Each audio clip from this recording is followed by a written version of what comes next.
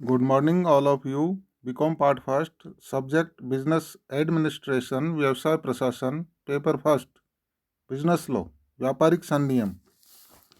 आज अपन अध्ययन करेंगे हानि रक्षा तथा गारंटी अनुबंधों में अंतर। हानि रक्षा तथा गारंटी अनुबंधों के बीच विद्यमान अंतर को अधिनियम की कई धाराओं में तो स्पष्ट किया गया है, साथ ही अनेक महत्वपूर्ण न्यायालय द्वारा दिए गए निर्णयों में भी इनके बीच के अंतर को स्पष्ट किया गया है। विभिन्न निर्णयों में दिए गए मूलभूत आधारों को तथा अधिनियम की विभिन्न धाराओं को ध्यान में रख करके हम इनके बीच अंतर स्पष्ट कर सकते हैं। अब इसमें 3 कॉलम अपन बनाएंगे। अंतर का आधार, दूसरा कॉलम हानि रक्षा अनुबंध, तीसरा कॉलम गारंटी अनुबंध। अंतर के आधार में सबसे पहला अंतर का आधार होगा परिभाषा अर्थात अर्थ। हानि रक्षा अनुबंध की परिभाषा इस प्रकार दी गई है। हानि रक्षा अनुबंध में वचनदाता वचन ग्रहीता को ऐसी समस्त हानियों से बचाने के लिए वचन देता है जो वचन ग्रहीता को वचनदाता अथवा किसी अन्य व्यक्ति के आचरण से पहुँचे। धारा 124। इधर गारंटी अनुबंध में गारंटी देने वाला केवल तीसरे व्यक्ति की त्रुटि की दशा में उसके दायित्व को पूरा करने के लिए बाध्य होता है। धारा 126।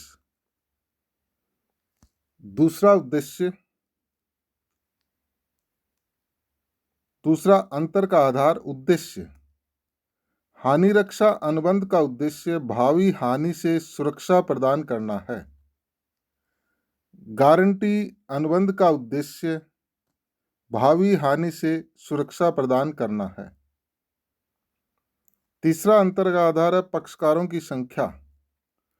हानि रक्षा अनुबंध में केवल 2 पक्षकार होते हैं, हानि रक्षक तथा हानि रक्षाधारी। गारंटी अनुबंध में 3 पक्षकार होते हैं, मूल ऋणी, ऋणदाता तथा प्रतिभू। चौथा अंतर का आधार है अनुबंधों की संख्या। हानि रक्षा अनुबंधों में हानि रक्षक तथा हानि रक्षाधारी के बीच केवल एक ही अनुबंध होता है। गारंटी अनुबंध में 3 अनुबंध होते हैं। नंबर 1 मूल ऋणी और ऋणदाता के बीच, नंबर 2 ऋणदाता एवं प्रतिभू के बीच तथा नंबर 3 प्रतिभू और ऋणी के बीच गर्भित अनुबंध। अंतर का आधार 5वां दायित्व की प्रकृति। हानि रक्षा अनुबंध में हानि रक्षक अथवा वचनदाता का दायित्व प्राथमिक होता है। गारंटी अनुबंध में प्रतिभू का दायित्व गौण एवं सांयोगिक होता है। प्राथमिक दायित्व मूल ऋणी का होता है क्योंकि उसके द्वारा भुगतान में त्रुटि होने पर प्रतिभू को उत्तरदायी ठहराया जा सकता है, अन्यथा नहीं। नंबर 6 दायित्व की विद्यमानता।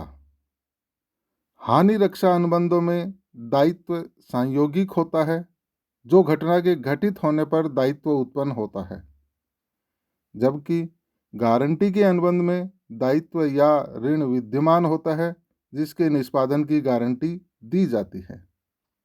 नंबर 7 अंतर का आधार वाद का अधिकार।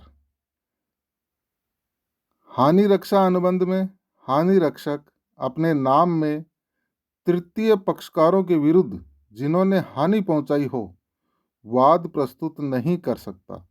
वह केवल हानि रक्षाधारी के नाम से ही ऐसा कर सकता है, किंतु यदि यह अधिकार अंतरित कर दिया हो तो दूसरी बात मानी जाती है। गारंटी अनुबंध में प्रतिभू ऋणदाता को पूर्ण भुगतान करने के पश्चात अपने नाम से मूल ऋणी के विरुद्ध वाद प्रस्तुत कर सकता है। नंबर 8, पक्षकार द्वारा निवेदन। हानि रक्षा अनुबंध में हानि रक्षक प्रायः स्वेच्छा से हानि रक्षाधारी की क्षतिपूर्ति का वचन देता है। गारंटी अनुबंध में प्रतिभू मूल ऋणी के निवेदन पर ही प्रतिभूति देता है। 9 नंबर का अंतर का आधार ऋण। इस अनुबंध में कोई ऋण नहीं होता है।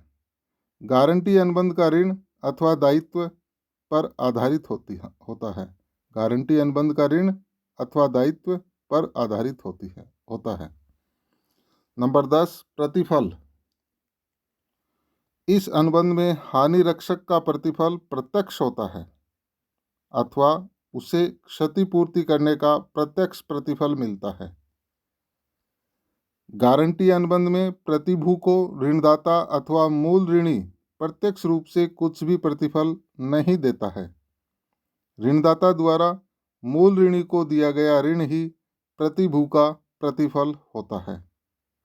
नंबर 11, अनुबंध करने की क्षमता। हानि रक्षा अनुबंध के दोनों पक्षकारों में अनुबंध करने की क्षमता का होना आवश्यक है। गारंटी के अनुबंध में मूल ऋणी में अनुबंध करने की क्षमता नहीं होने पर भी अनुबंध वैध हो जाता है। यहाँ पे मैं आपको दोबारा रिपीट करना चाहता हूँ, अनुबंध करने की क्षमता। भारतीय अनुबंध अधिनियम के अंतर्गत अनुबंध करने की क्षमता किन पक्षकारों में नहीं होती है? ये 3 प्रकार के पक्षकार होते हैं। आपकी मेमोरी में दोबारा आप याद कीजिए। 3 प्रकार के पक्षकार जो अनुबंध करने की क्षमता नहीं रखते हैं। नंबर 1, अवयस्क। नंबर 2, अस्वस्थ मस्तिष्क का व्यक्ति। नंबर 3, राज नियम द्वारा अयोग्य घोषित व्यक्ति। तो ये 3 ऐसे पक्षकार हैं जो अनुबंध करने की क्षमता नहीं रखते हैं। अर्थात इसके विपरीत अपन यह बता सकते हैं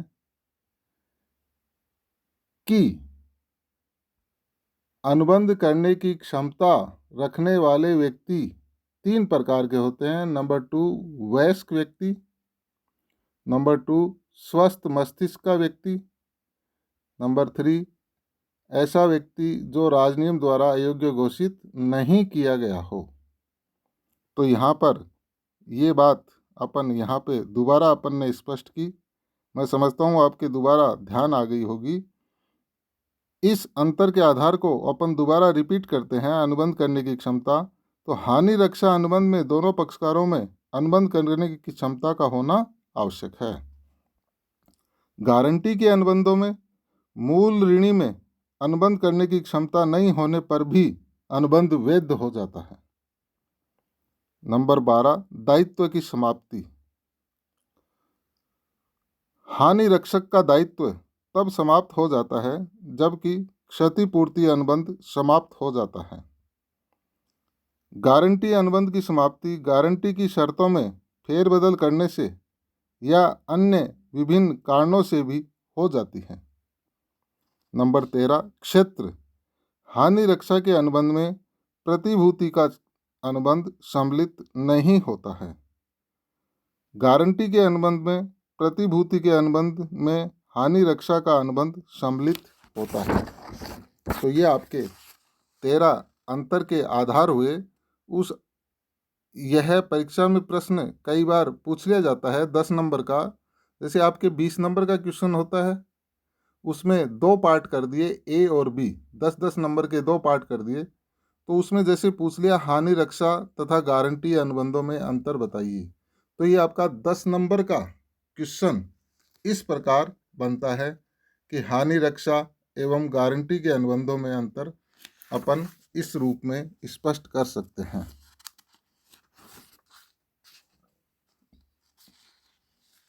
अगला हेडिंग इसमें अपन अध्ययन करेंगे आज, गारंटी का वर्गीकरण। गारंटी के अनुबंधों को निम्नांकित आधारों पर वर्गीकृत किया जा सकता है। इसमें फर्स्ट है उद्देश्यों के आधार पर। उद्देश्यों के आधार पर गारंटी निम्न प्रकार की हो सकती है। नंबर 1, ऋण के भुगतान के लिए। नंबर 2, मूल्य के भुगतान के लिए। नंबर 3, उत्पाद की गुणवत्ता ऑब्लिक निष्पादन क्षमता के लिए। नंबर 4, अनुबंध के निष्पादन के लिए। नंबर 5, विश्वसनीयता की गारंटी। सेकंड, प्रकृति या सौदों की संख्या के आधार पर।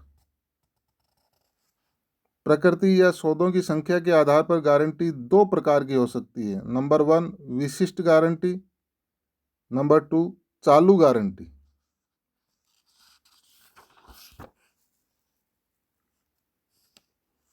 तो ये आपके दो प्रकार हुए। मूल रूप से गारंटी का वर्गीकरण अपन ने किया तो गारंटी के प्रकार दो होते हैं मूल रूप से। नंबर 1, उद्देश्यों के आधार पर। नंबर 2, प्रकृति या सौदों की संख्या के आधार पर। उद्देश्यों के आधार पर अपन गारंटी का वर्गीकरण करें तो अपन ने 5 प्रकार की गारंटी बताई है। ऋणों के भुगतान के लिए, मूल्य के भुगतान के लिए, उत्पाद की गुणवत्ता या क्षमता के लिए, अनुबंध के निष्पादन के लिए और विश्वसनीयता की गारंटी। प्रकृति के आधार पर या सौदों की संख्या के आधार पर दो प्रकार की गारंटी, विशिष्ट गारंटी और चालू गारंटी। विशिष्ट गारंटी और चालू गारंटी में मूल अंतर क्या होता है? विशिष्ट गारंटी किसी विशिष्ट व्यवहार या सौदे के संबंध में होती है। चालू गारंटी वह है जो सौदों या व्यवहारों की एक श्रृंखला तक विस्तृत होती है।